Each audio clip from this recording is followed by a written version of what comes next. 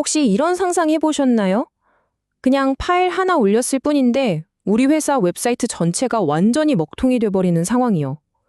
오늘은 바로 그 얘기를 좀 해보려고 합니다. 전 세계적으로 정말 많이 쓰는 웹 프레임워크에서 발견된 아주 치명적인 버그인데요.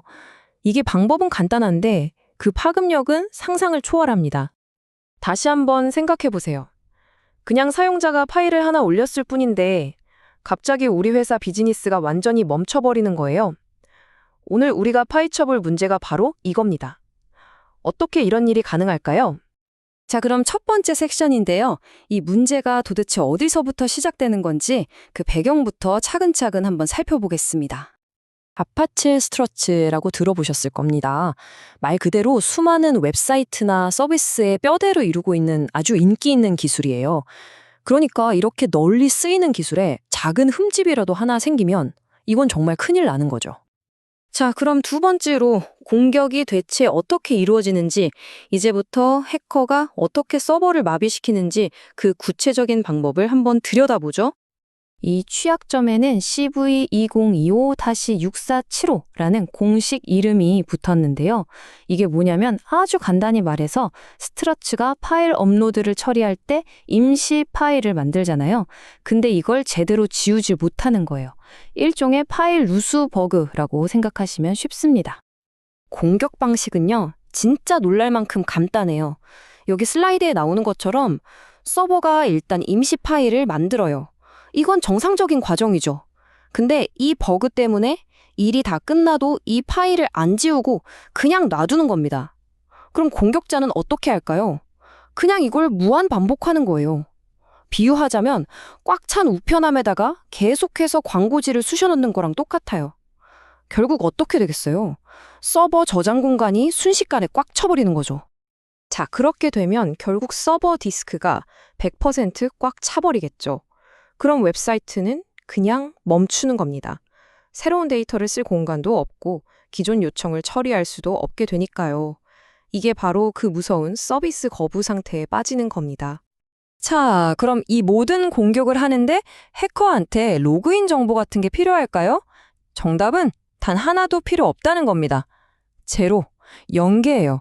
아무런 인증 절차가 필요 없다는 뜻이죠.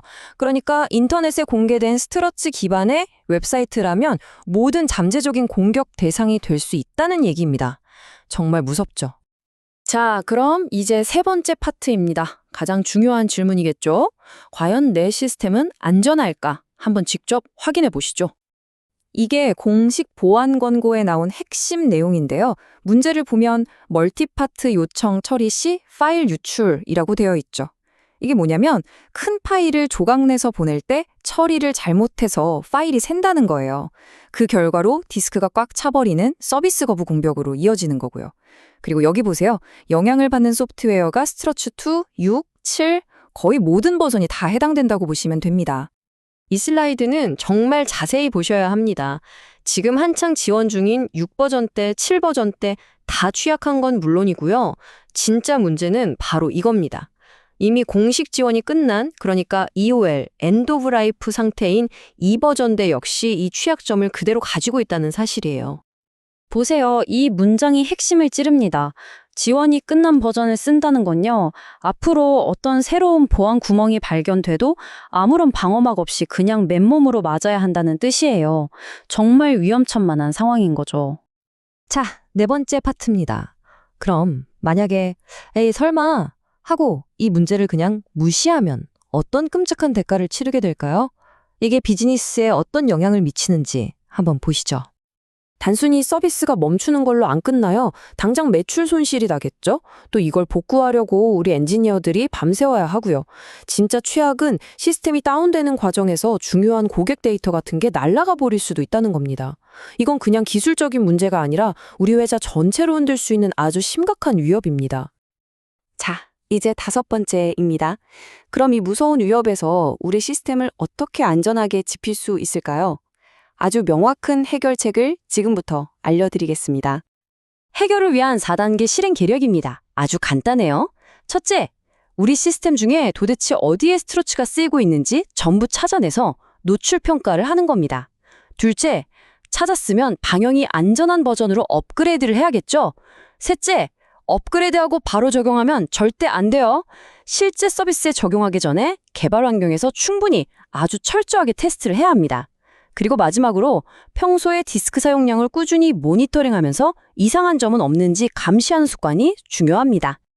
아파치 재단에서 내놓은 공식 해결책은 바로 이겁니다. 아주 명확해요. 지금 6버전대를 쓰고 계신다면 무조건 스트러츠 6.8.0 이상으로 올리셔야 하고요. 7버전대를 쓰고 계시다면 스트러츠 7.1.1 이상으로 업그레이드 하셔야 합니다. 이게 가장 확실하고 안전한 방법입니다. 근데 사실 회사 사정상 바로 업그레이드하기가 어려울 수도 있잖아요. 그럴 땐 임시 방편이 있긴 합니다. 파일 업로드 용량 자체를 아주 작게, 예를 들어 1MB 이하로 제한해버리는 거죠. 그럼 공격자가 파일을 수백만 번 올려야 하니까 공격 효율이 뚝 떨어지겠죠? 근데 이건 어디까지나 임시 조치라는 거 절대로 잊으시면 안 됩니다. 자, 이제 마지막 6번째 파트입니다. 오늘 이 사건을 통해서 우리가 얻어야 할 더 큰 교훈은 과연 뭘까요? 소프트웨어를 최신 버전으로 유지하는 것, 그러니까 패치를 적용하는 건요, 그냥 귀찮은 기술적인 작업이 아니에요. 이건 우리 서비스를 믿고 쓰는 사용자들, 우리 회사의 소중한 자산, 그리고 함께 일하는 동료들을 위험으로부터 지켜야 할 우리 개발자, 그리고 관리자들의 윤리적인 책임입니다. 마지막으로 이 질문을 여러분께 드리고 싶습니다. 여러분이 관리하는 디지털 하우스는 정말 단단한 반석 위에 지어져 있나요? 아니면 지금 이 순간에도 눈에 보이지 않는 기초에 균열이 생기고 있는 건 아닐까요? 오늘 우리가 본 이 작은 균열 하나가 모든 것을 무너뜨릴 수도 있습니다.